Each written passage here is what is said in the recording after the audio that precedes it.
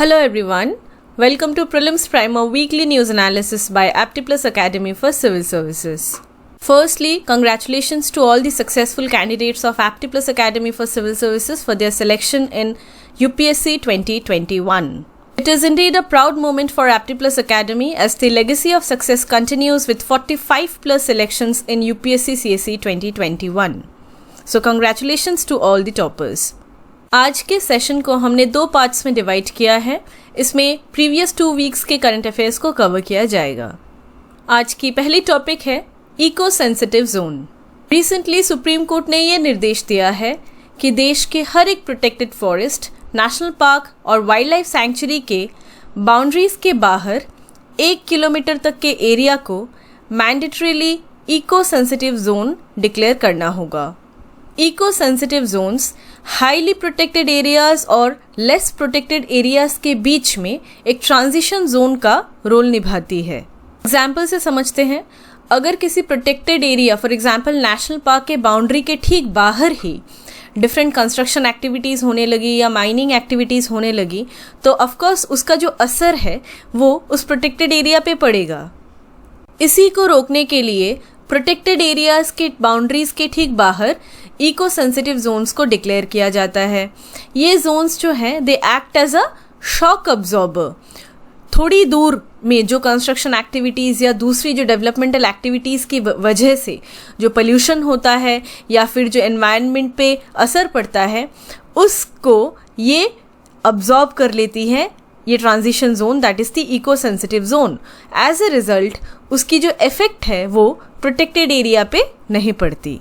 अभी recently supreme court के 3 जज बेंच ने ये हाईलाइट किया है कि किस तरीके से कंट्री के नेचुरल रिसोर्सेज के ऊपर असर पड़ रहा है due to mining and other developmental activities.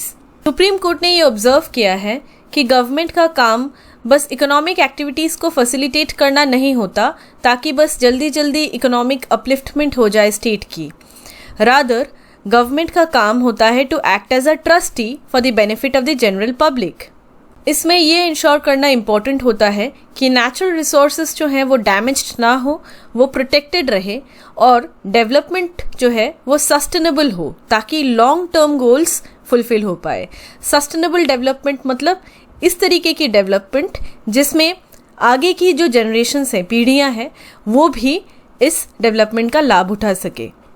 Example के तौर पे केन बेतवा लिंक प्रोजेक्ट जो चल रहा है उसमें ये एस्टिमेट किया गया है कि उसमें जो डैम्स बनेंगी उसकी वजह से 40% of the Panna tiger reserve जो है वो डैमेज हो जाएगा।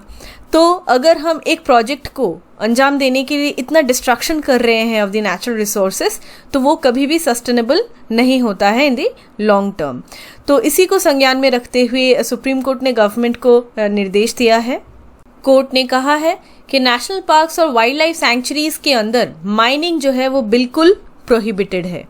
इसके अलावा जिन नेशनल पार्क्स और प्रोटेक्टेड फॉरेस्ट्स ने ऑलरेडी बफर जोन को डिक्लेयर किया है तो इन दैट केस उनका अगर 1 किलोमीटर से ज़्यादा बफर जोन है तो वही प्रिवेल करेगा। ऐसा नहीं है कि उस बफर जोन को फिर कम करके 1 किलोमीटर कर दे।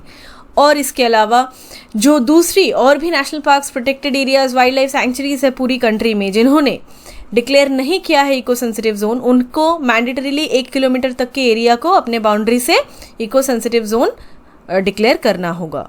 कोर्ट ने कहा है कि स्टेट के होम सेक्रेटरीज और फॉरेस्ट्स के प्रिंसिपल चीफ कंजर्वेटर जो हैं ये रिस्पॉन्सिबल रहेंगे कोर्ट के इस जजमेंट को कंप्लाई करने के लिए। जैसा कि हमने डिस्कस किया था, इको सेंसिटिव जोन्स जो हैं ये बफर जोन होती है, ट्रांजिशन जोन होती है और ये इकोलॉजिकली बहुत फ्रेजाइल होती है, सेंसिटिव होती हैं, जो usually protected areas, national parks और वाइल्ड लाइफ सैंक्चुरीज के बाउंड्री के बाहर 10 किलोमीटर तक के एरिया को दर्शाती है। एनवायरनमेंट प्रोटेक्शन एक्ट 1986 के अंदर इको सेंसिटिव जोन्स को नोटिफाई किया जाता है by the ministry of environment, forest and climate change. It's important to note कि इकोलॉजिकल इम्पोर्टेंस को देखते हुए, एरिया के सेंसिटिविटी को देखते हुए 10 किलोमीटर से बियॉन्ड जो एरिया है उसे भी इको सेंसिटिव जोन में इंक्लूड किया जा सकता है। जो एक्टिविटीज़ बिल्कुल प्रोहिबिटेड होती हैं इको सेंसिटिव जोन्स में, उनमें आती है कमर्शियल माइनिंग, सॉ मिल्स को इस्टेब्लिश करना या पोल्यूशन कॉजिंग इंडस्ट्रीज़ को इस्टेब्लिश करना, ऐसी इंडस्ट्रीज़ जो वाटर, सॉइल, एयर पोल्यूशन या फिर नॉइज़ पोल्यूशन के लिए रिस्पॉन्सिबल होती है। इसके अलावा मेजर जो हाइड्रो इलेक्ट्रिक प्रोजेक्ट्स हैं इन्हें इस्टेब्लिश करना भी मना होता है। वुड की कमर्शियल यूज़ के लिए पेड़ों को काटना मना होता है। टूरिज़्म एक्टिविटीज़ जिनमें hot air balloons national park के ऊपर से जा रहे हैं, ये सब मना होता है। इसके अलावा जो हैज़र्डस सब्सटेंसेस होती हैं या सॉलिड वेस्ट होता है या फिर एफ्लुएंट्स होती हैं, उन्हें डिस्चार्ज कर देना प्रोटेक्टेड एरियाज़ के अंदर, ये भी मना होता है। लेकिन कुछ एक्टिविटीज़ होती हैं जो बिल्कुल प्रोहिबिटेड तो नहीं होती, लेकिन वो काफ़ी हद तक रेगुलेटेड होती हैं। इनमें आते हैं felling of trees, for example अगर पेड़ों को काटना हो तो, लेकिन रेगुलेटेड है कि कितना काट सकते हैं, कितने एरिया में परमिशन भी लगती है। इसके अलावा होटल्स और रिसोर्ट्स को इस्टेब्लिश कर सकते हैं इको सेंसिटिव जोन्स में, लेकिन अगेन रेगुलेटेड है। नेचुरल वाटर जो है उसका कमर्शियल यूज़, अगर इको सेंसिटिव जोन में कोई वाटर बॉडी हो तो उसका भी कमर्शियल यूज़ किया जा सकता है। इलेक्ट्रिकल केबल्स को अगर बिछाना है वो भी अलाउड है। एग्रीकल्चरल सिस्टम में कोई अगर ड्रास्टिक चेंज लाना हो, फॉर एग्जांपल कुछ हैवी टेक्नोलॉजी का यूज़ करना हो इको सेंसिटिव जोन्स में एग्रीकल्चर से जुड़ी कामों के लिए, वो अलाउड है। पेस्टिसाइड्स भी अलाउड है और रास्तों को अगर चौड़ा करना है वो भी अलाउड होता है। लेकिन ये सारी रेगुलेटेड एक्टिविटीज़ है, गवर्नमेंट अगर परमिशन देती है तभी ये इन्हें अलाउ किया जाएगा और इसकी एक्सटेंट को भी गवर्नमेंट जो है वो रेगुलेट करती है। कुछ एक्टिविटीज़ जो होती है वो बिल्कुल परमिटेड होती है इको सेंसिटिव जोन्स में। For example agricultural activities, horticultural practices बहुत इंपॉर्टेंट है कि अगर एग्रीकल्चरल क्रॉप्स को उगाना हो तो रेन वाटर हार्वेस्ट करना अलाउड होता है, ऑर्गेनिक फार्मिंग अलाउड होता है। रिन्यूएबल एनर्जी सोर्सेज को यूज़ करना, अगर सोलर एनर्जी फॉर एग्जांपल, इसको अलाउ किया गया है। और ग्रीन टेक्नोलॉजी, हर तरीके की ग्रीन टेक्नोलॉजी वाली जो एक्टिविटीज़ हैं इन्हें अडॉप्ट करना भी अलाउड होता है। किसी भी एक्टिविटी में ग्रीन टेक्नोलॉजी को अगर हम अडॉप्ट कर रहे हैं तो वो एक्टिविटी अलाउड है। वर्टिकल फार्मिंग एक एग्जाम्पल हो सकता है। Moving to the next topic, fishing cat. Recently Chilika development authority ने एक सेंसस को कंडक्ट किया है in collaboration with the fishing cat project. इस सेंसस के तहत चिल्का लेक, जो एशिया की लार्जेस्ट ब्रैकिश वाटर लगून है, इस लेक में 176 फिशिंग कैट्स हैं। ये वर्ल्ड की सबसे पहली ऐसी सेंसस है जिसमें फिशिंग कैट्स के पॉपुलेशन को एस्टिमेट किया गया है प्रोटेक्टेड एरियाज़ के बाहर। मतलब ऐसी फिशिंग कैट्स जो प्रोटेक्टेड एरियाज़ के बाहर रहती हैं उनके पॉपुलेशन को एस्टिमेट किया गया है। कुछ इस तरीके से देखने में होती है फिशिंग कैट। साइंटिफिक नेम है प्रायोनेल्यूरस विवेरिनस। एक टिपिकल जो हाउस कैट होती है उससे साइज इसकी डबल होती है।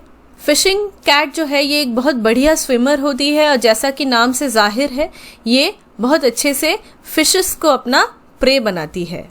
फिशिंग कैट्स जो हैं ये मोस्टली वेटलैंड्स में पाई जाती हैं। इंडिया में फिशिंग कैट्स जो हैं ये सुंदरबन एरिया में जो मैंग्रोव फॉरेस्ट हैं यहाँ पे पाई जाती है। इसके अलावा हिमालयन फुटहिल्स में ये पाई जाती है। गंगा, ब्रह्मपुत्र रिवर वैलीज और वेस्टर्न घाट्स में भी फिशिंग कैट पाई जाती है।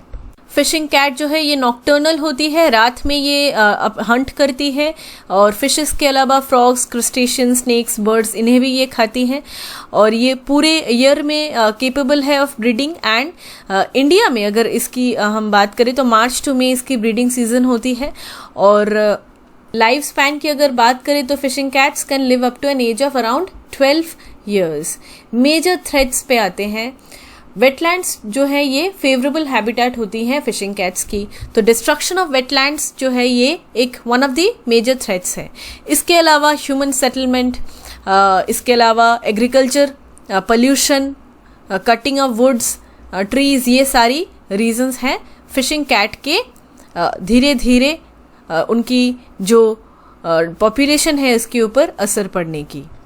अनसस्टेनेबल फिशिंग प्रैक्टिसेस के लिए फिशेस की पॉपुलेशन कम हो रही है। As a result fishing cats जो फिशेस के ऊपर डिपेंडेंट रहती है फॉर देयर फूड वो भी अफेक्टेड हो रही हैं। इसके अलावा हंटर्स जो हैं वो फिशिंग कैट्स को हंट करते हैं फॉर देयर स्किन।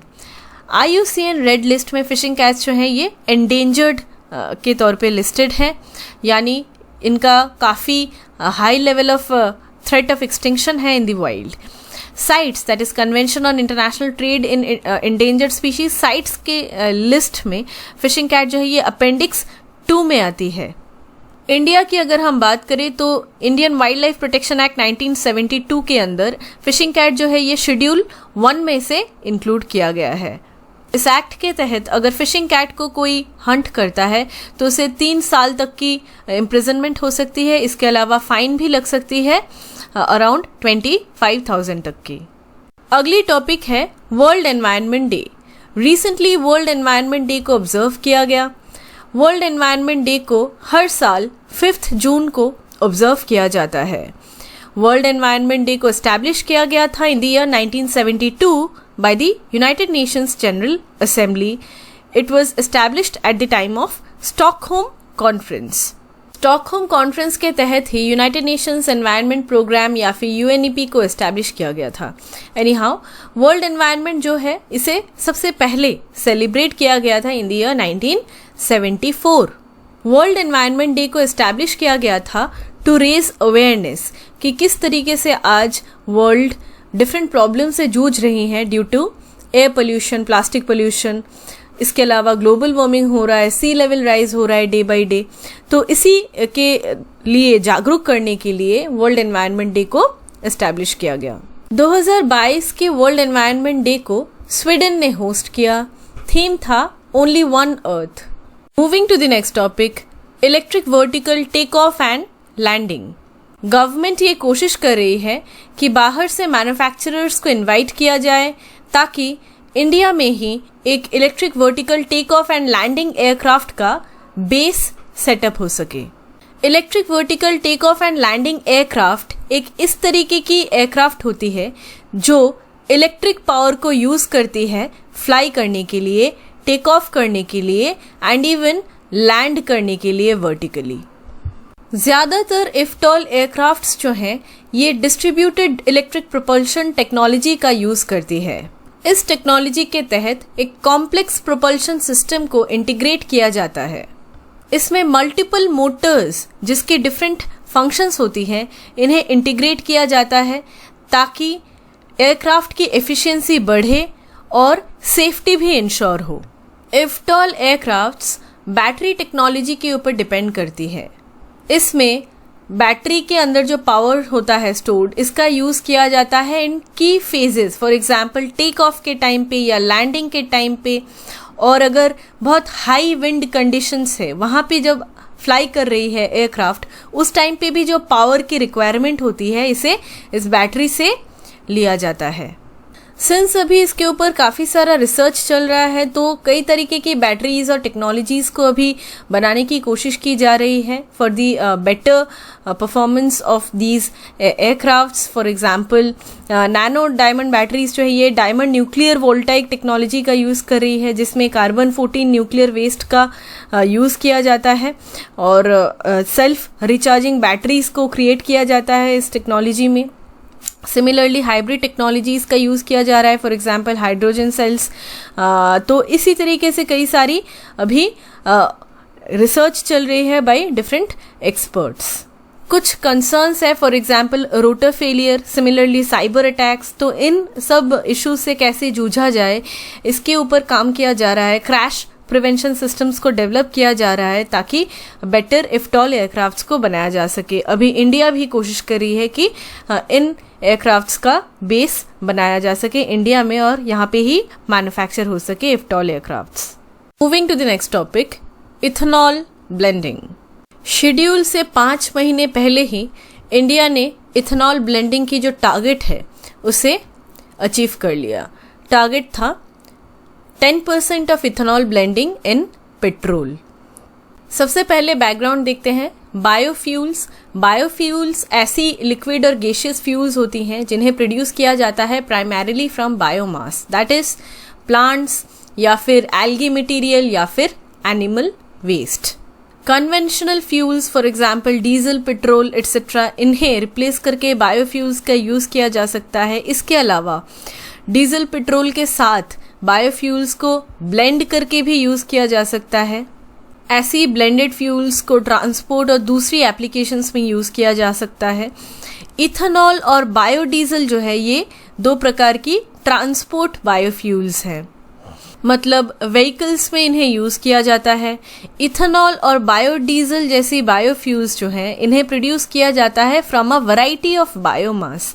इसके डिफरेंट जो कैटेगरीज हैं इसे हम देखेंगे। फर्स्ट जनरेशन बायोफ्यूल्स को कन्वेंशनल टेक्नोलॉजी को यूज़ करके बनाया जाता है। फॉर एग्जांपल ऐसी बायोफ्यूल्स को बनाने के लिए शुगर, स्टार्च, वेजिटेबल ऑयल या फिर एनिमल फैट्स का यूज़ किया जाता है।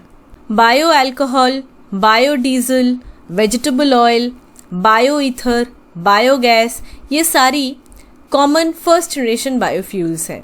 आते हैं सेकेंड जनरेशन बायोफ्यूल्स पे। सेकेंड जनरेशन बायोफ्यूल्स को नॉन फूड क्रॉप्स का यूज़ करके प्रोड्यूस किया जाता है।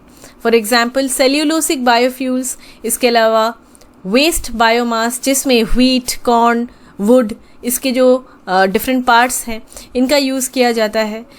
एग्जाम्पल की अगर हम बात करें तो बायो हाइड्रोजन, बायोमीथानॉल, ये सब सेकेंड जनरेशन बायोफ्यूल्स हैं। और थर्ड जनरेशन बायोफ्यूल्स जो हैं इन्हें प्रोड्यूस किया जाता है from micro organisms, for example algae. Finally fourth generation biofuels जो हैं इन्हें प्रोड्यूस किया जाता है from genetically modified algae. India की अगर बात करें तो हमें पता है कि इंडिया की जो प्राइमरी एनर्जी नीड्स हैं वो बहुत ज़्यादा है। Third largest consumer of primary energy in the world है India after US and China. तो इंडिया की जो एनर्जी सिक्योरिटी है ये वल्नरेबल है काफ़ी ज़्यादा, और इसीलिए ऑल्टरनेटिव फ्यूल्स का बहुत ज़्यादा इंपॉर्टेंस है, specially those fuels which are based on renewable feed stocks.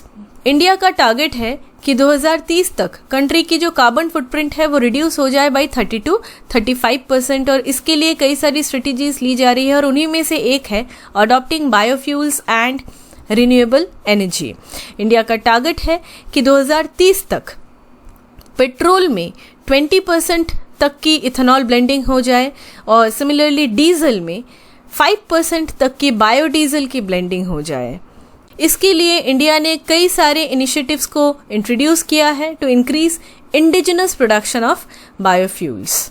Biodiesel जो है ये काफ़ी ज़्यादा इसकी बेनिफिट्स होती हैं क्योंकि ये इको फ्रेंडली है, इसमें पोल्यूशन नहीं होता। ये ऑल्टरनेटिव डीजल फ्यूल है which is prepared from renewable resources, for example vegetable oils and animal fats as discussed before.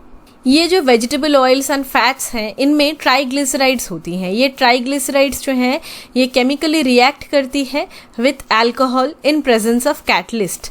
As a result fatty acid esters, ये केमिकल्स जो हैं ये तैयार होते हैं। ये एस्टर्स जो हैं इनकी बहुत ज़्यादा सिमिलैरिटी होती है with petroleum derived diesel, petrol etcetera, और इन्हें कहा जाता है बायो डीजल। इंडिया में एडिबल ऑयल जो है ये डेफिशिएंट है, इसीलिए नॉन एडिबल ऑयल जो है ये चॉइस हो सकती है for producing biodiesel. For example jatropha plant, okay, jatropha curcas, pongamia, karanja, ये सारी एग्जाम्पल्स हैं। इन सब चीज़ों से, नॉन एडिबल ऑयल से भी बायोडीजल को प्रोड्यूस किया जा सकता है। इन अ नटशेल बायोडीजल जो है ये व्हीकुलर एमिशन को रिड्यूस करती है क्योंकि इको फ्रेंडली है तो पोल्यूशन नहीं होता फ्रॉम व्हीकुलर एमिशन।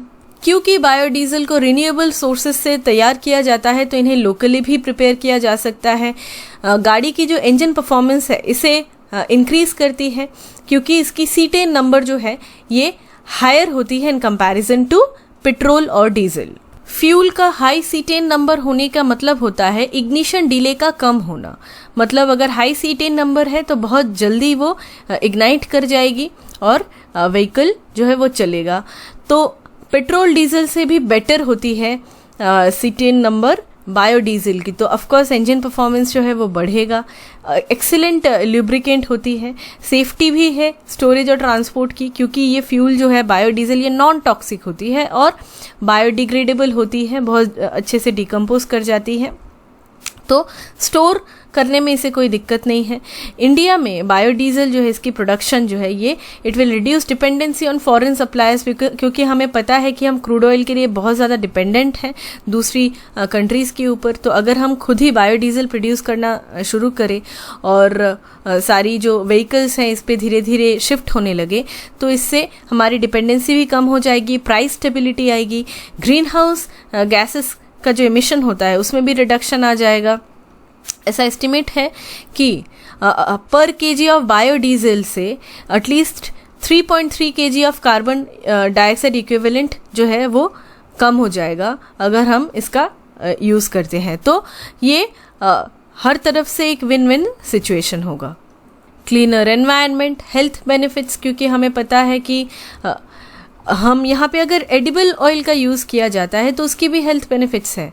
हमें पता है कि अगर कुकिंग ऑयल को बार बार रीयूज़ किया जाता है, स्पेशली डीप फ्राइंग पे, तो इसकी कई सारी हेल्थ हैज़र्ड्स हैं, इससे कैंसर होता है, कई सारी डिजीजेस होती हैं। तो यूज्ड कुकिंग ऑयल को हम यूज़ कर सकते हैं for bio diesel production.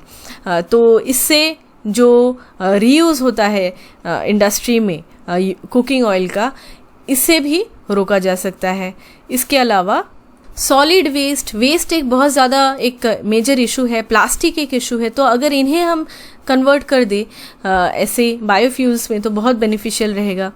Biofuel produce करने के लिए बायो रिफाइनरीज को इस्टेब्लिश करने की ज़रूरत पड़ेगी, तो इससे एम्प्लॉयमेंट जनरेशन होगा, हमें पता है। इसके अलावा फार्मर्स को भी एडिशनल इनकम प्रोवाइड होगा। क्यों? क्योंकि एट प्रेजेंट एग्रीकल्चरल रेसिड्यूज़ और वेस्ट जो हैं इससे बहुत ज़्यादा नुकसान होता है, हमें पता है। इसे बर्न किया जाता है जिससे बहुत ज़्यादा पोल्यूशन होता है। दिल्ली एनसीआर रीजन में क्या होता है हर विंटर में हमें पता है। तो अगर हम इस रेसिड्यू और एग्रीकल्चरल वेस्ट को धीरे धीरे इथेनॉल में कन्वर्ट करने का पूरा एक सिस्टम, एक सेटअप कर ले पूरे देश में, तो फिर इससे फार्मर्स को एडिशनल इनकम भी होगा, इससे पोल्यूशन भी कम होगा और बायोडीजल के प्रोडक्शन में भी बढ़ोतरी आएगी। ग्लोबल सिनेरियो की बात करें तो 2018 की बात अगर हम करते हैं तो ट्रांसपोर्ट फ्यूल में सिर्फ 2.4% का शेयर जो है ये बायोफ्यूल से आता है। इसके अलावा ब्राज़ील का रेनोवा बायो प्रोग्राम है, ये एक one of the most ambitious programs है जिसमें 27% तक का इथेनॉल ब्लेंडिंग रेट को ब्राज़ील जो है ये ला पाया है, नेशनल इथेनॉल ब्लेंडिंग रेट। इसके अलावा यूरोपियन यूनियन और चाइना ने भी कई सारे मेथड्स को डिवाइस किए हैं to achieve 10% ethanol blending rate. US में एनवायरमेंटल प्रोटेक्शन एक्ट जो है इसमें एक मैंडेट किया गया है कि बायोफ्यूल्स की जो प्रोडक्शन है इसे रेगुलर लेवल्स पे अपडेट किया जाएगा, इसके प्रोडक्शन को बढ़ाया जाएगा। आते हैं इंडिया पे। 2003 में सबसे पहले इंडिया में इथेनॉल ब्लेंडिंग प्रोग्राम जो है ये एज अ पॉलिसी इसे सेटअप किया गया। मैंडेट था 5% blending rate for ethanol in petrol. फिर 2009 में बायोफ्यूल पॉलिसी को इम्प्लीमेंट किया गया, ये थोड़ा और एम्बिशियस था। इसमें एम्बिशन था कि 2017 तक 20% तक की ब्लेंडिंग रेट हो जाए फॉर इथेनॉल। 2009 की जो पॉलिसी है इसमें एक मेजर चेंज लाया गया। इसमें इथेनॉल प्रोडक्शन के लिए direct use of sugarcane juice को अलाउ किया गया। पहले सिर्फ मोलासिस का यूज़ करना अलाउड था, फिर 2009 में शुगर केन जूस को डायरेक्टली यूज़ किया जाने लगा फॉर इथेनॉल प्रोडक्शन। इसके अलावा एक क्लियर आउटलाइन दिया गया कि नॉन एडिबल ऑयल्स जो हैं, स्पेसिफिकली जट्रोफा कर्कस, इसका भी यूज़ किया जा सकता है फॉर प्रोड्यूसिंग बायोफ्यूल। इतने सारे मेजर्स लेने के बावजूद इथेनॉल प्रोडक्शन जो है वो काफ़ी कम रहा। इसके कई सारी कारण हैं। For example sugarcane supply chain में इश्यूज़, क्योंकि हमें पता है शुगर केन की प्राइस इतनी कम हो जाती है शुगर की प्राइस की इसमें प्रोडक्शन इश्यूज आने लगते हैं, क्योंकि पूरी इंडस्ट्री जो है वो इसमें अफेक्टेड हो जाती है because of the price issue. इसके अलावा ऑयल मार्केटिंग कंपनीज जो हैं ये भी ठीक से अफोर्ड नहीं कर पा रही थी। पूरी जो मैकेनिज़्म है जिसमें जट्रोफा ट्रीज़ का यूज़ किया जाता है इससे इथेनॉल को प्रोड्यूस करने के लिए, तो ये अफोर्डेबिलिटी की भी एक बात रही। तो फिर से इन सब इश्यूज़ को एड्रेस करने के लिए कुछ और इनिशिएटिव्स लिए गए। For example minimum support price को इंट्रोड्यूस किया गया, जिसमें शुगर जो है उसमें हमें पता है FRP इसके लिए असाइन किया जाता है, और ताकि ऑल्टरनेटिव रूट्स बने इथेनॉल प्रोडक्शन के लिए। 2018 तक 4% ब्लेंडिंग रेट था और उसके बाद धीरे धीरे बहुत ज़्यादा बढ़ने लगा।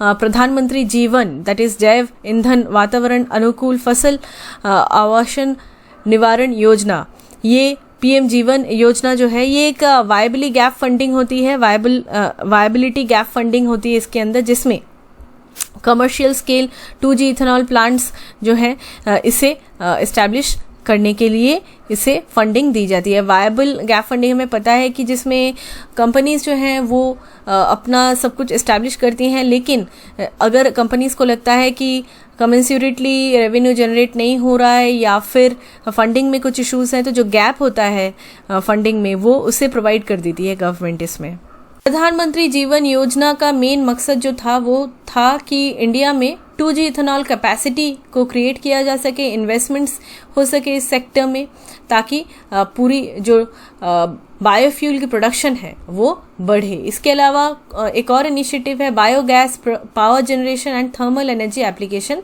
प्रोग्राम। इसमें बायोगैस का यूज किया जाता है फॉर पावर जनरेशन। कई सारी इनिशिएटिव्स ली गई, इसमें एक है इथेनॉल ब्लेंडिंग प्रोग्राम, जो 2021 में प्राइम मिनिस्टर मोदी जी ने वर्ल्ड एनवायरनमेंट डे को इसे लॉन्च किया।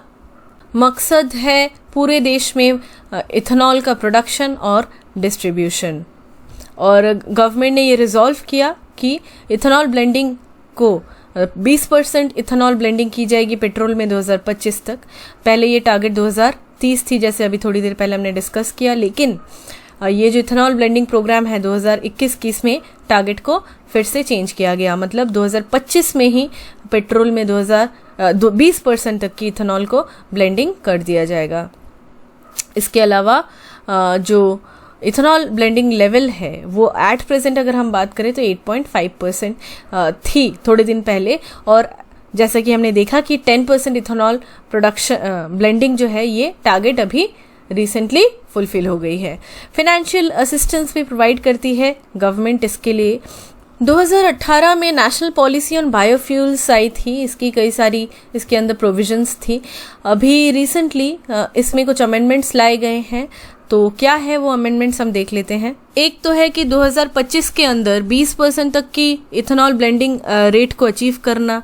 इसके अलावा फर्स्ट जनरेशन बायोफ्यूल के प्रोडक्शन को डबल डाउन करने की एक टारगेट को ठान लिया है यूनियन गवर्नमेंट ने for the faster transition to biofuels. इसके अलावा पहले तो शुगर बेस्ड प्रोडक्शन होता था बायोफ्यूल का, लेकिन अभी फूड ग्रेन्स को भी अलाउ कर दिया गया है। नॉर्मल फूड ग्रेन्स जैसे मेज या सरप्लस राइस, हमें पता है कि FCI के गोडाउन में बहुत ज़्यादा सरप्लस फूड ग्रेन्स जो है वो पड़ा रहता है, वो डिस्ट्रीब्यूट भी नहीं हो पाता लॉजिस्टिक्स इश्यूज़ के कारण, तो उसे भी यूज़ किया जा सकता है जब सरप्लस हो तो बायोफ्यूल को प्रोड्यूस करने के लिए।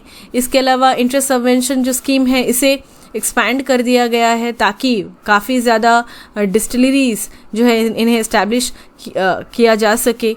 ग्रेन बेस्ड डिस्टिलरीज, पहले तो शुगर और मोलासिस बेस्ड डिस्टिलरीज जो है वो इस्टेब्लिश की जाती थी in different parts of the country for the production of biofuel, लेकिन अभी और भी इंसेंटिवाइज किया जाएगा for establishing grain based distilleries. Recently एक एक्सपर्ट कमिटी को कॉन्स्टिट्यूट किया गया और अभी इस कमिटी ने फिर एक नया अप्रोच लाया है, एक नया आउटलाइन लाया है जिसके तहत नई टारगेट्स मीट करने की बात हो रही है, जिसमें 2025 तक 13.5 बिलियन लीटर्स ऑफ इथेनॉल जो है उन्हें प्रोड्यूस किया जाएगा, which is a 6-fold increase from the 2.7 billion litres produced in 2021। पहले से ज्यादा अभी फीड स्टॉक्स को यूज किया जा सकता है for the production of biofuels. इसके अलावा बायोफ्यूल के प्रोडक्शन को प्रमोट करने के लिए कंट्री में इसे मेक इन इंडिया प्रोग्राम के तहत लाया गया है, जिसके तहत जो डिफरेंट यूनिट्स हैं स्पेशल इकोनॉमिक जोन्स में या फिर एक्सपोर्ट ओरिएंटेड यूनिट्स में, यहाँ पे इन यूनिट्स में जो है बायोफ्यूल प्रोडक्शन को और भी प्रमोट किया जाएगा under the make in India program. Purpose यही है कि इन्वेस्टमेंट्स अट्रैक्टेड हो, इंडिजिनस टेक्नोलॉजीज को डेवलप कर सके हम, ताकि इंडिया में ही ज़्यादा से ज़्यादा बायोफ्यूल की प्रोडक्शन हो। इससे एम्प्लॉयमेंट भी जनरेशन होगा और एज डिस्कस बिफोर इससे हमारी डिपेंडेंसी ऑन अदर कंट्रीज ये भी कम होगी। अगली टॉपिक है सला macaque. Recently zoological survey of India के साइंटिस्ट्स ने एक नई स्पीशीज को खोज निकाला है फ्रॉम वेस्टर्न अरुणाचल प्रदेश। इसका नाम है सला मकाक।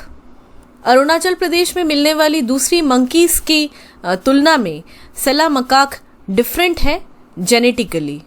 अरुणाचल प्रदेश के तवांग में जब चाइनीज आर्मी ने इन्वेजन किया था, अटैक किया था, उस टाइम पे सला नामक एक लोकल ट्राइबल विमेन ने इंडियन सोल्जर्स को काफ़ी ज़्यादा सपोर्ट किया था।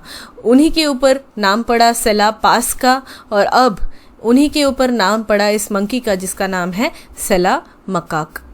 एक और स्पीशीज है मंकी की अरुणाचल मकाक, इसके साथ काफ़ी ज़्यादा सिमिलैरिटी है सला मकाक की जेनेटिकली। फिजिकल कैरेक्टरिस्टिक्स में भी सिमिलैरिटीज़ हैं। फॉर एग्जांपल हेवी बिल्ड इसका शेप है और बॉडी हेयर है, लॉन्ग बॉडी हेयर है। कुछ यूनिक डिस्टिंक्ट मॉर्फोलॉजिकल कैरेक्टरिस्टिक्स भी हैं। फॉर एग्जांपल अरुणाचल मकाक की डार्क फेस है और डार्क ब्राउन कोट कलर है, लेकिन सला मकाक की जो है ये पेल फेस है और ब्राउन कोट कलर है। और विलेजेस के अनुसार सला मकाक जो है ये बहुत ज़्यादा रिस्पॉन्सिबल है फॉर क्रॉप लॉस। ये कामेंग जो रीजन है वेस्टर्न अरुणाचल प्रदेश में, यहाँ पे क्रॉप्स को बहुत ज़्यादा डिस्ट्रॉय करती है आके ये मंकी। अगली टॉपिक है OECD या organisation for economic cooperation and development. पहले OECD ने ऐसा एस्टिमेट किया था कि 2023 में इंडिया की ग्रोथ जो परसेंटेज है वो रहेगी 8.1%, लेकिन अभी उससे शार्पली स्लैश डाउन किया है और कहा है कि अभी 2023 में इंडिया की ग्रोथ रहेगी 6.9%। बात करते हैं OECD की। OECD जो है ये एक इंटर गवर्नमेंटल इकोनॉमिक ऑर्गेनाइजेशन है जिसे इस्टेब्लिश किया गया था to stimulate economic progress and world trade. OECD का गोल है पॉलिसीज को शेप देना ताकि प्रॉस्पेरिटी हो, इक्वालिटी बढ़े, अपॉर्चुनिटीज़ मिले सबको और सबकी वेलबींग भी इंश्योर हो। मोस्ट जो OECD मेंबर्स हैं ये हाई इनकम इकोनॉमीज़ हैं जिनकी जो ह्यूमन डेवलपमेंट इंडेक्स है HDI वो बहुत हाई है and they are basically developed countries. OECD को इस्टेब्लिश किया गया था इन द ईयर 1961 और इसके हेडक्वार्टर्स है फ्रांस की पेरिस में। टोटल मेंबर्स 38 है and it's important to note that India is not a member of OECD। Although developing countries OECD की मेंबर नहीं है, लेकिन फिर भी OECD जो है ये डेवलपिंग कंट्रीज को एड प्रोवाइड करती है। बेसिकली जो हाईली डेवलप्ड कंट्रीज़ हैं यही OECD के मेंबर्स हैं और ये नेशंस जो हैं they are from Europe, America and the Pacific countries. इसमें ये जो मेंबर कंट्रीज़ हैं ये इकोनॉमिक और सोशल पॉलिसीज़ को फॉर्मुलेट करती है और पूरी वर्ल्ड ट्रेड की अगर हम बात करें तो OECD के जो मेंबर्स हैं ये 80% ऑफ द वर्ल्ड ट्रेड को रिप्रेजेंट करते हैं। The next topic is lipstick plant. Recently botanical survey of India के रिसर्चर्स ने एक रेयर प्लांट को रीडिस्कवर किया है अरुणाचल प्रदेश के अंजौ डिस्ट्रिक्ट से, जिसे लिपस्टिक प्लांट भी कहा जाता है। इसका ये नाम है, काफ़ी कॉम्प्लिकेटेड नाम है, हम इसे लिपस्टिक प्लांट से ही बुलाएंगे। तो ये रीडिस्कवर है, पहली डिस्कवरी नहीं है। इट्स इम्पॉर्टेंट टू नोट कि लिपस्टिक प्लांट जो है इसे सबसे पहले स्टीफन ट्रॉइट डुन ने 1912 में आइडेंटिफाई किया था, सबसे पहले अरुणाचल प्रदेश से ही, और कलेक्ट इसे किया गया था by an English botanist Isaac Henry Burkill. Aeschynanthus genus की जो प्लांट्स होती हैं उनमें से कुछ प्लांट्स को लिपस्टिक प्लांट्स कहा जाता है क्योंकि उनकी जो पेटल्स होती हैं वो ट्यूब्यूलर होती है और रेड होती है, जैसे कि हम इस इमेज में देख सकते हैं। इंडिया में लिपस्टिक प्लांट जिसकी साइंटिफिक नेम है एस्काइनैंथस मॉनिटेरियस, ये स्पीशीज जो है इसे डिस्कवर नहीं किया गया आफ्टर 1912। अगली टॉपिक है biotech startup expo. Recently honourable prime minister ने बायोटेक स्टार्टअप एक्सपो 2022 इवेंट को इनॉग्रेट किया। बायोटेक स्टार्टअप एक्सपो 2022 को BIRAC, that is department of biotechnology and biotechnology industry research assistance council ने ऑर्गेनाइज किया to mark the completion of 10 years of setting up of BIRAC. Theme थी biotech startup innovations towards Atmanirbhar Bharat. ये जो expo है, it will basically act as a platform to connect entrepreneurs, investors, industry leaders, scientists, researchers, bio incubators, manufacturers, regulators, government officials etcetera. क्या होते हैं incubators, हमने बार बार इसे discuss किया है प्रीवियस सेशन में। बात करते हैं बिराक की। बिराक जो है, it is setup by the department of biotechnology and it is a not for profit section 8 schedule B public sector enterprise. ये एक इंटरफेस एजेंसी के तहत काम करती है to improve and encourage the evolving biotechnology industry, ताकि research, developmental activities, strategic research को execute किया जा सके in context to nations product development needs. India की जो भी बायोटेक्नोलॉजी डेवलपमेंटल नीड्स है, इसे मद्देनज़र रखते हुए रिसर्च को और भी प्रमोशन हो, एनकरेजमेंट मिले, इसका काम करती है BIRAC.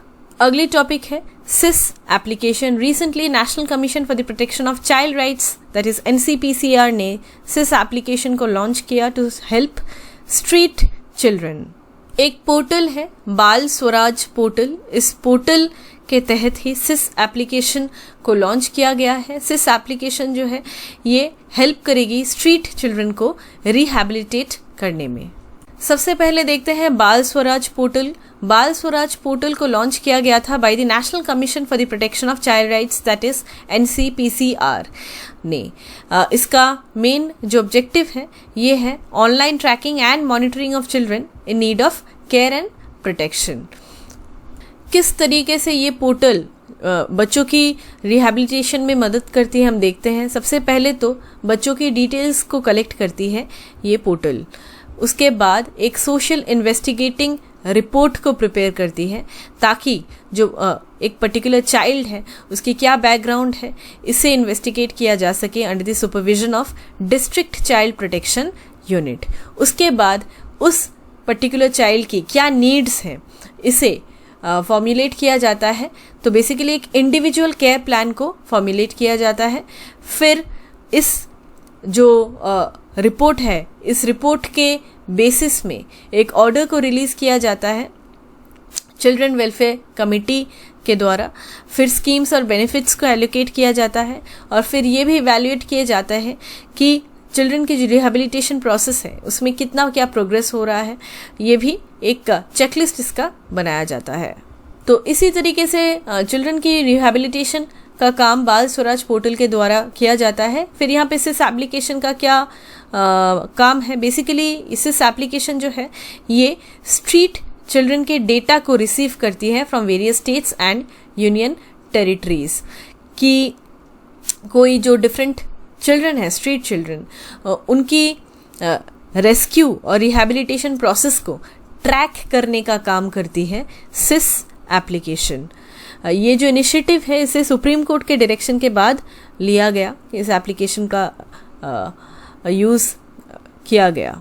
NCPCR, that is national commission for protection of child rights, ये एक स्टैट्यूटरी बॉडी है जिसे एस्टैब्लिश किया गया है under the commission for protection of child rights CPCR act 2005। ये ministry of women and child development के एडमिनिस्ट्रेटिव कंट्रोल के अंदर आती है, और इस एक्ट के तहत चाइल्ड जो है, इसका डेफिनेशन है a person who is in the age group of 0 to 18 years। NCPCR ये इंश्योर करती है कि देश में बन रहे सारे laws, policies, programs, administrative mechanisms जो भी हैं, वो चाइल्ड राइट्स के साथ हार्मनी में बन रहे हों। ऐसा नहीं हो कि चाइल्ड राइट्स की इन्फ्रिंचमेंट हो जाए, ऐसी पॉलिसीज़ बन रही हैं।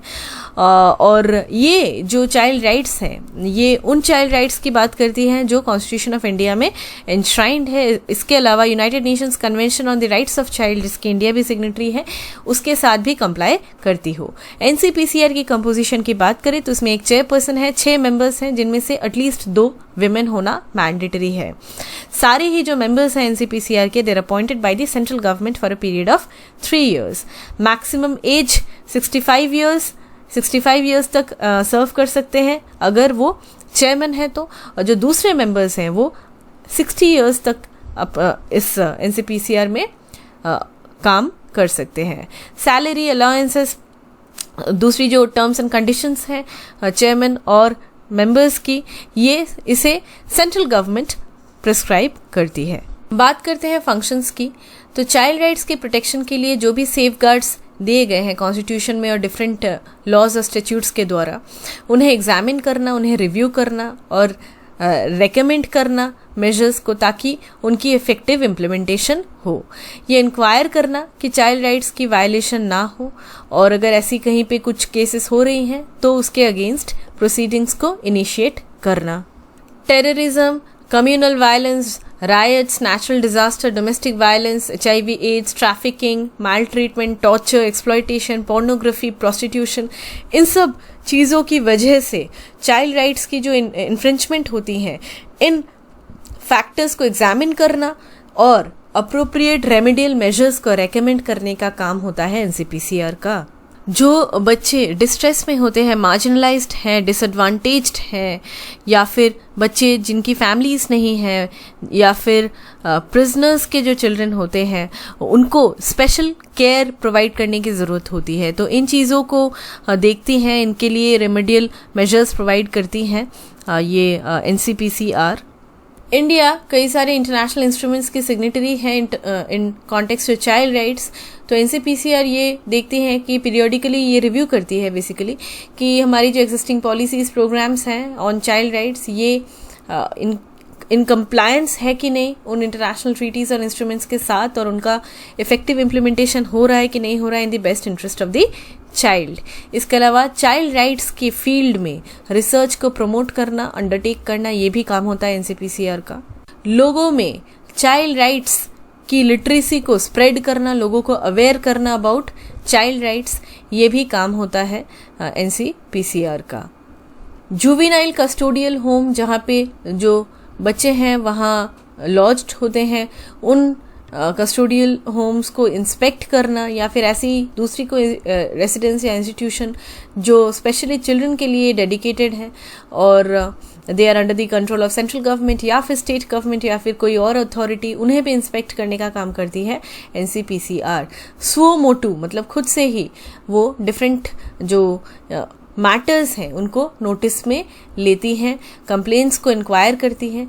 कहीं पे भी अगर चाइल्ड राइट्स की वायलेशन हो, डिप्रिवेशन हो, अगर कोई किसी ने कंप्लेंट ना भी की हो तो भी सुओ मोटू ये एनसीपीसीआर जो है उसे इंक्वायर कर सकती है। इसके अलावा पॉलिसी डिसीजंस, गाइडलाइंस, इंस्ट्रक्शंस की नॉन कंप्लायंस हो, चिल्ड्रन को रिलीफ जो देना चाहिए, उनकी वेलफेयर जो होनी चाहिए अगर वो ना हो, proper protection and development of children ना हो, नॉन इम्प्लीमेंटेशन ऑफ लॉज हो, तो भी सुओ मोटो वो एक्शन ले सकती है। लेकिन अगर कोई केस किसी स्टेट कमीशन या कोई और कमीशन के पास है जिसे स्पेशली कॉन्स्टिट्यूट किया गया है अंडर अ लॉ, तो इन दैट केस एनसीपीसीआर जो है वो इस मैटर को इंक्वायर नहीं करेगी, क्योंकि उस मैटर को वो पर्टिकुलर स्टेट कमीशन जो है वो देख रही है। सेंट्रल गवर्नमेंट को हर साल एक एनुअल रिपोर्ट प्रेजेंट करती है एनसीपीसीआर एट डिफरेंट इंटरवल्स, और चिल्ड्रन डेटा को कंपाइल भी करती है और एनालाइज भी करती है at regular intervals. The next topic is global economic prospects report. Recently world bank ने ग्लोबल इकोनॉमिक प्रोस्पेक्ट्स रिपोर्ट को रिलीज किया। इस रिपोर्ट के अनुसार इंडिया का रियल जीडीपी जो है वो 7.5% रहेगा इन 2022-23। पहले ये फोरकास्ट किया गया था कि रियल जीडीपी 8% रहेगा, लेकिन इसे कट करके 7.5% किया गया है इस रिसेंट रिपोर्ट के अनुसार। This is because of the inflationary pressures. Russia Ukraine war के चलते हम देख रहे हैं कि पूरे वर्ल्ड में जिस तरीके से इन्फ्लेशन आया है, supply chain pressures, geopolitical tension, इसकी वजह से इसमें फोरकास्ट में अभी बदलाव लाए गए हैं। यहाँ पे बस इम्पॉर्टेंट इतना ही है कि ग्लोबल इकोनॉमिक प्रोस्पेक्ट्स रिपोर्ट को वर्ल्ड बैंक जो है ये पब्लिश करती है। ये रिपोर्ट जो है ये एग्जामिन करती है कि ग्लोबल इकोनॉमिक डेवलपमेंट्स किस तरीके से चल रहे हैं, क्या प्रोस्पेक्ट है, और इसका स्पेशल फोकस रहता है ऑन इमर्जिंग मार्केट्स और डेवलपिंग इकोनॉमीज़। ये सेमी एनुअल बेसिस में ये रिपोर्ट निकालती है, जनवरी में और जून में। अगली टॉपिक है India's first liquid mirror telescope. Recently India का पहला जो लिक्विड मिरर टेलीस्कोप है ये अभी कमिश्निंग फेज़ में एंटर किया है। ये जो टेलीस्कोप है इसे इंडिया, बेल्जियम और कनाडा 3 कंट्रीज़ के एस्ट्रोनॉमर्स ने मिलके बनाया है। ये टेलीस्कोप जो है इसे बेसिकली डिज़ाइन और बिल्ड किया गया है बेल्जियम में ही, और इसे फंडिंग जो है इसे जॉइंटली फंड किया गया है by Canada and Belgium. India जो है इस टेलीस्कोप की अपकीप और इसके ऑपरेशंस जो अभी चलेगी इसके लिए रिस्पॉन्सिबल है। ये जो इंटरनेशनल लिक्विड मिरर टेलीस्कोप है ये पूरे वर्ल्ड में एक इकलौती लिक्विड मिरर टेलीस्कोप है जो अभी ऑपरेशनल है। इसे एस्टैब्लिश किया गया in Devasthal observatory, Aryabhatta research institute of observational sciences की ऑब्जर्वेटरी है देवस्थल ऑब्जर्वेटरी, जो नैनीताल में स्थित है। यहीं पे ये जो टेलीस्कोप है इसे एस्टैब्लिश किया गया। अगर हम इसकी वर्किंग प्रिंसिपल की बात करें तो इस पूरे टेलीस्कोप में एक रोटेटिंग मिरर है जिसकी डायमीटर है 4 मीटर्स, और ये जो मिरर है इसे बनाया गया है with a thin film of liquid mercury. ये लिक्विड मर्क्यूरी ही जो है ये लाइट को कलेक्ट करती है और फोकस करती है। और मर्क्यूरी जो है ये एक रिफ्लेक्टिव लिक्विड है, हमें पता है। तो इससे क्या होता है कि जो सरफेस है वो एक पैराबोलिक शेप ले लेती है, और लाइट को फोकस करने के लिए ये बहुत ज़्यादा अप्रोप्रिएट एंड आइडल है। एक लिक्विड मरकरी को हवा से बचाने के लिए एक ट्रांसपेरेंट फिल्म इसमें कोटिंग डाली गई है माइलर की। माइलर एक तरीके की एक पॉलिएस्टर है। लिक्विड मरकरी से रिफ्लेक्ट होने वाली जो लाइट है ये एक मल्टी लेंस ऑप्टिकल करेक्टर के ऊपर पड़ती है, जिससे शार्प इमेजेस प्रोड्यूस होते हैं over a wide field of view. Usually जो एस्ट्रोनॉमिकल बॉडीज़ होती हैं, स्टेलर सोर्सेस होते हैं, इनको ट्रैक करने के लिए जो कन्वेंशनल टेलीस्कोप्स होते हैं वो घूमते रहते हैं, लेकिन ये जो लिक्विड मर्क्यूरी टेलीस्कोप है ये स्टेशनरी होगी, एक ही जगह पे स्थित होगी। हर रात ये अराउंड 10 GB ऑफ डेटा को प्रोड्यूस करेगी, जिससे एनालाइज किया जाएगा स्टेलर सोर्सेस को, और ये कई सारी इन्फॉर्मेशन को रिवील करेगी, और 5 साल तक ये ऑपरेट करेगी और डेली इमेजिंग ये प्रोवाइड करेगी, except June and August monsoon months होते हैं, बारिश की वजह से ये काम नहीं कर पाएगी। अदर देन दैट ये हर रोज़ डेटा को प्रोड्यूस करेगी। ये जो जितनी डेटा जनरेट होगी हर रात, ये जो वॉल्यूमनस डेटा है, इसे big data, machine learning, artificial intelligence, इन सब चीज़ों का यूज़ करके इस डेटा को अच्छे से एनालाइज किया जाएगा, और सेलेस्टियल जो ऑब्जेक्ट्स हैं, जो स्टेलर ऑब्जेक्ट्स हैं, उन्हें क्लासीफाई भी किया जाएगा, उन्हें अच्छे से डिटेल में डिकोड भी किया जा पाएगा। देवस्थल ऑब्जर्वेटरी जो नैनीताल में स्थित है उत्तराखंड के, ये कुमाऊं हिमालय रीजन में सिचुएटेड है। ऑल्टीट्यूड है 2450 मीटर्स, यहाँ पे ये स्थित है। देवस्थल जो है ये 6 मीटर्स, यहाँ पे एक देवस्थल ऑप्टिकल टेलीस्कोप है जो इंडिया का लार्जेस्ट टेलीस्कोप है optical. International liquid mercury telescope जो है ये 3rd टेलीस्कोप होगा जो देवस्थल से ऑपरेट करेगा। एक तो है देवस्थल ऑप्टिकल टेलीस्कोप 3.6 मीटर डायमीटर वाला, ये लार्जेस्ट है, जिसे 2016 में कमीशन किया गया। इसके बाद देवस्थल फास्ट ऑप्टिकल टेलीस्कोप 1.3 मीटर्स है इसकी डायमीटर, इसे 2010 में इनॉग्रेट किया गया था पहले ही। और फिर ये तीसरा है, that is ILMT, that is international liquid mercury telescope. Session का फर्स्ट पार्ट यहीं पे ख़त्म होता है। सेकेंड पार्ट जो है वो थोड़ी देर में फिर से अपलोड होगा. Thank you and stay tuned.